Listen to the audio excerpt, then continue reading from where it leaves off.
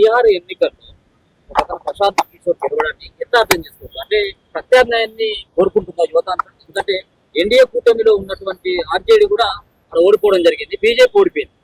ప్రత్యామ్నాయమైనటువంటి ఒక వ్యక్తిని ఎంపిక చేయడం జరిగింది. ఎట్లా అర్థం చేసుకుంటారు? భారత రాజకీయ వ్యవస్థను జెన్జీ ప్రభావితం చేస్తుంది. ప్రభావితం చేయడమే కాదు, తన ప్రజల ద్వారా గెలిపిస్తున్న విషయానికి మనకు బంకీపూర్ ఎన్నిక దర్శనం. మొత్తం బీహార్లో అత్యధిక అక్షరాస్యత, మొత్తం బీహార్లో అత్యధిక పట్టభద్రులున్న నియోజకవర్గం ఏదైతే బంకీపూర్. దాన్ని యాక్చువల్గా ఒకప్పుడు వెస్ట్ పాట్నా అనే పేరుతో పిలిచేవాళ్ళు. పాట్నా సిటీలో అది పశ్చిమ భాగంలో ఉండేది. కాబట్టి 30 సంవత్సరాల నుంచి భారతీయ జనతా పార్టీ ఏం చెప్పుకుంటూ వచ్చిందంటే, బీహార్లో చదువుకున్న ప్రాంతం ఏదైతుందో అది బీజేపీ పరిపాలన కోరుకుంటుందని చెప్పి ఆ బంకీపూర్ ఎగ్జాంపుల్ తీసుకొని మొత్తం బీహార్ అంతా విస్తరించి ఈరోజు అధికారాన్ని చేర్చుకుంది. అదే బంకీపూర్లో అంటే ఎక్కడైతే పట్టభద్రులు ఉన్నారో, ఎక్కడైతే విద్యార్థులు ఉన్నారో, ఆ బంకీపూర్లోనే మొట్టమొదటిసారిగా బీజేపీ పతానికి సంబంధించి తొలివికెర పడింది. అంటే దరిదాపుగా ఈరోజు భారతీయ జనతా పార్టీ 22 రాష్ట్రాలపై అధికారం ఉంది. ఇక భారతీయ జనతా పార్టీ కొత్తగా గెలిచేది ఏమీ లేదు, అది డిక్లైన్లోకి వచ్చింది. ఈ రోజు జెన్జీ ప్రభావం మనం 2 కోణాల్లో చూడాలి. ఒకటి, ఢిల్లీలో ఒక ప్రజల ఆమోదంతో కూడుకున్న డిమాండ్లను ముందే పెట్టారు. వాళ్ళు చాలా క్లియర్గా అన్నారు, పరీక్షల కోసం మేము చదువుతాం, మా పరీక్ష పేపర్ లీక్ అయినప్పుడు మా ప్రతికేంద్రం అడిగినారు. 27 మంది ఆత్మహత్య చేసుకుంటే ఆ ఆత్మహత్యల కుటుంబాలకి ₹1 కోట్ల పరిహారం అడిగినారు. అట్లాగే మా మీద కేసులు ఏవైతే ఎత్తుగా ఉన్నారు అవన్నీ కూడా జనరల్ డిమాండ్స్. పార్లమెంట్ లో చర్చ కోసం కూడా భారతీయ జనతా పార్టీ ఎన్డీఏ అవకాశం వేరేది.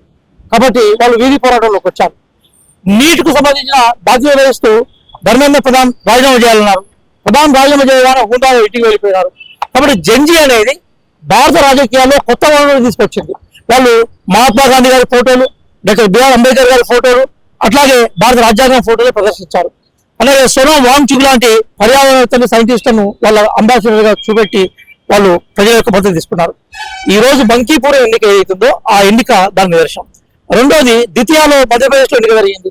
అందులో కూడా అక్కడ ఆల్రెడీ గెలిచిన మనకు రాజేంద్ర భారతి యాదవ్ని రకరకాల ఆరోపణలతో డిస్క్వాలిఫై చేసింది బీజేపీ గవర్నమెంట్.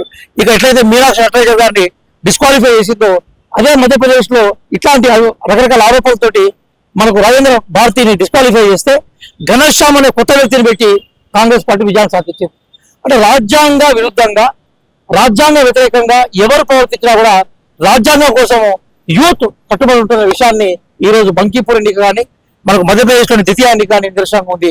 కాబట్టి రాబోయే యువత కూడా జెన్జీదే, వాళ్ళు రాజకీయాలను ప్రభావితం చేస్తారనే ఉద్దేశంతో ఇక్కడ తెలంగాణ ముఖ్యమంత్రి గారు కూడా 21 years కి మీరు పోటీ చేసే అవకాశం ఉన్న ఒక ప్రతిపాదన తీసుకొచ్చారు. దీన్ని దేశవ్యాప్తంగా మర్చింది.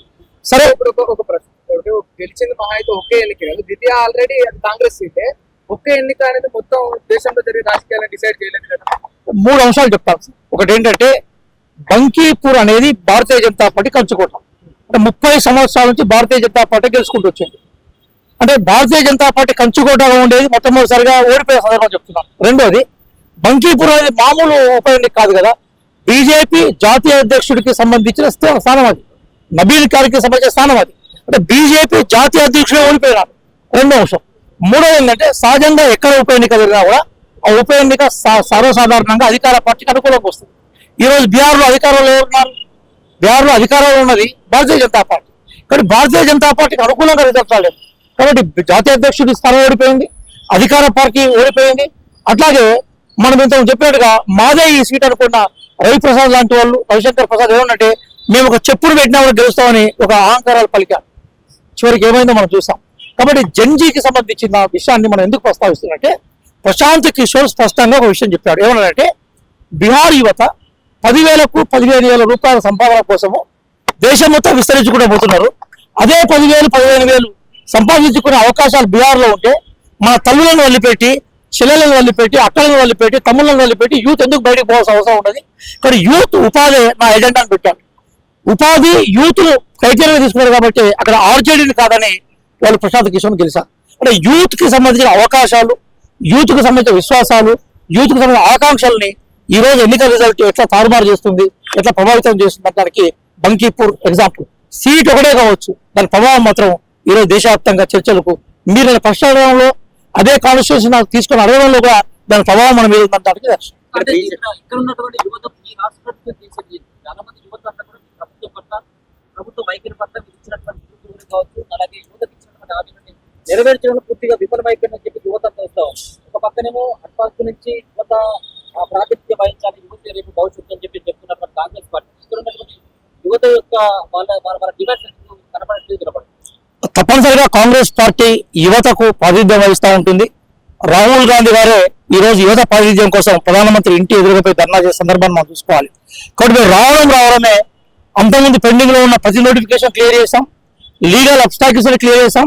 మీరు ఇవే మైకులతోటి ఈ రోజు ఉద్యోగాల్లోకి యంగ్ వచ్చిన కానిస్టేబుల్ అని, యంగ్ పోలీస్ ఆఫీసర్ని, యంగ్ గ్రూప్ 1 ఆఫీసర్ని, యంగ్ గ్రూప్ 2 ఆఫీసర్ని, యంగ్ గ్రూప్ 3 ఆఫీసర్ని, కొత్తగా ఉద్యోగాలకు వచ్చే టీచర్ల దగ్గర పోయి ఇంటర్వ్యూ చేయండి.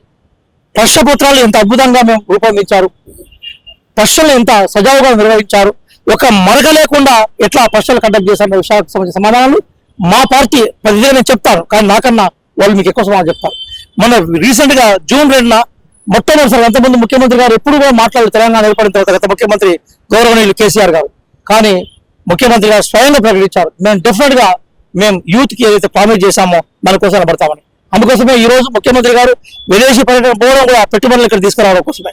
అంతకుముందు శ్రీధర్బాబు గారితో కలిసి ప్రయాణించి మొత్తం టోటల్ గా సమీకరించి నిధుల ద్వారా ప్రైవేట్ రంగాన్ని బలోపేతం చేయడమే స్కిల్స్ డెవలప్మెంట్. ఏ పార్టీ అయినా భారతదేశంలో యూత్ నెగ్లెక్ట్ చేసే పరిస్థితి లేదన్న విషయాన్ని మాత్రం ఇటీవల కాలం చూడాలి. కాంగ్రెస్ పార్టీ కూడా యూత్ రిప్రజెంట్ చేసే దశలో ఉంది. ఆచరణలో మీకు కనపడతా ఉంటుంది, భవిష్యత్తు కూడా నిర్ధారిస్తుంది. రేపు రాబోయే ఎన్నికల్లో కూడా మొన్న రీసెంట్ కూడా సర్పంచ్ ఎన్నికల్లో నేను మొన్న ఆదిలాబాద్ జిల్లా ఇన్ఛార్జిగా వెళ్ళాను. చాలా ఆశ్చర్యం ఏంటంటే సార్, మీరందరూ కూడా యంగ్ జర్నలిస్టులు, మీరందరూ కూడా మీ కెరీర్ ని మీకు కూడా ప్రతిభను తీసుకోవాలి. ఈ రోజు జర్నలిస్ట్ గారు నా జీవితంలో అంత యంగ్ సర్పంచ్లు ఎప్పుడు చూడలేదు. ఈ రోజు ఎంపీటీసీ జెడ్పీటీసీ ఎన్నికలు జరిగినప్పుడు యంగే వస్తున్నాం. అలాగే రేపు మేము ఎంపీటీ జెడ్పీటీసీ ఎన్నికల సందర్భంలో కూడా ఇంకా పదవి తీయాల్సిన అవసరం ఉంటుంది. మున్సిపల్ కార్పొరేషన్స్ గా, మున్సిపల్ కి సంబంధించిన మేయర్స్ గా, కార్పొరేషన్ మేయర్స్ గా, మున్సిపల్ చైర్మన్స్ గా యంగ్ వస్తున్నారు. కాబట్టి యూత్ ఈ రోజు భారతదేశంలో దాదాపుగా 150 కోట్ల పాపులేషన్ లో 50 కోట్ల యూత్ ఉంది. ఇక్కడ మేము ఇప్పుడు సర్కు సంబంధించిన డేటా కూడా మేము ఫీల్డ్ లో వర్క్ చేస్తున్నాం. కాబట్టి 50 కోట్ల యూత్ నెగ్లెక్ట్ చేస్తే రాజకీయ పార్టీలు మడగాడ సాగడం కష్టం. కాబట్టి కాంగ్రెస్ పార్టీ కూడా యూత్ కు సంబంధించిన ప్రాధాన్యత ఉంది. ఈ రోజు జంజీకి మరో కోణంలో హుందాగా రిప్రజెంట్ చేసే క్రమంలో రాహుల్ గాంధీ అక్కడ గౌరవ రేవంత్ గారు ఇక్కడ ప్రయాణం చేస్తున్న అభిప్రాయంతో మేము ఉన్నాం. డెఫినెట్ గా యూత్ ప్రాధాన్యతలో అక్కడక్కడ లోపాలు ఉన్నప్పుడు మీలాంటి పెద్దలు చెప్తే సరి చేసుకుంటే మేము సిద్ధంగా ఉన్నాం. ఖచ్చితంగా యూత్ ప్రాధాన్యత దిశగా కాంగ్రెస్ పార్టీ ప్రయాణం చేస్తున్న విషయాన్ని చెప్తున్నాం. పోరాటానికి కాంగ్రెస్ పార్టీ మద్దతు ఇచ్చింది. జార్ఖండ్ లో కూడా పేపర్లు లీక్ అయిపోయిన పెద్ద ఎత్తున కూడా కాంగ్రెస్ పార్టీ స్టాండ్ ఏంటి అంటే అసలు ఆ పేపర్ కూడా సెంట్రల్ కి సంబంధించిన పేపరే కదా, ప్రతిపక్ష నాయకులు నానే కూడా చేసింది కదా, అది కూడా సెంట్రల్ సంబంధించిన పేపరే. మీరు జాగ్రత్తగా తెలుసుకోండి. జార్ఖండ్ లో లీక్ అయిన పేపర్, కానీ పేపర్ నిర్వహణ మాత్రం మన నేషనల్ టెస్టింగ్ ఏజ్ సంబంధించిన అంశంగానే మనం చూడాలి. కాబట్టి పేపర్ లీకేజ్ మీద మేమేమంటున్నాం అంటే చట్టాల ద్వారా మాత్రమే దాన్ని మనం తీసుకురాలేము, దానికి చాలా సంస్కారాలు ఉండాలి సార్. ఉదాహరణకి ఒకప్పుడు ఇదే నీట్ ఎగ్జామ్ మన దగ్గర వెబ్సైట్ రూపంలో ఉండేది. ఏ రాష్ట్రానికి ఆ రాష్ట్రం కండక్ట్ చేసుకునేది. ఏ రాష్ట్రానికి ఆ రాష్ట్రం కండక్ట్ చేసుకున్నప్పుడు ఒక రాష్ట్రం లీక్ అయినా కూడా ప్రభావం ఆ రాష్ట్రానికి ఉండేది. ఇప్పుడు కూడా ఎగ్జామ్స్ అన్ని కూడా రాష్ట్రాల పరిధిలో ఉండాలనే డిమాండ్ ని మేము చాలా సందర్భాల్లో సపోర్ట్ చేస్తా ఉన్నాం. అట్లాగే ఎగ్జామ్ కు సంబంధించిన ఇష్యూలు ఆఫ్లైన్ లో కన్నా ఆన్లైన్ లో నిర్వహించడం వల్ల లీకేజ్ కొంత తగ్గించే అవకాశం ఉంది. నోటిఫికేషన్ వచ్చిన వెంటనే ఎగ్జామ్ కండక్ట్ చేసినప్పుడు పారదర్శకంగా వచ్చే అవకాశం ఉంటుంది. ఇట్లాంటి ఎగ్జామినేషన్ సంస్కరణల మీద మేము అఖిలపక్షం ఏర్పాటు చేస్తే అందులో పాల్గొన్న సిద్ధంగా ఉన్నాం. ఏది ఏమైనా కూడా యూత్ కు ప్రాతినిధ్యం కనుక రాజకీయ పార్టీలు కల్పించకపోయినా, ప్రభుత్వాలు కల్పించకపోయినా కూడా యూత్ ఉద్యమాలకు సిద్ధపడతా ఉంటారు. అందులో ఉండే ప్రజాస్వామ్య ఆకాంక్షలను గౌరవించాలని కాంగ్రెస్ పార్టీగా మేము అభిప్రాయపడుతున్నాం.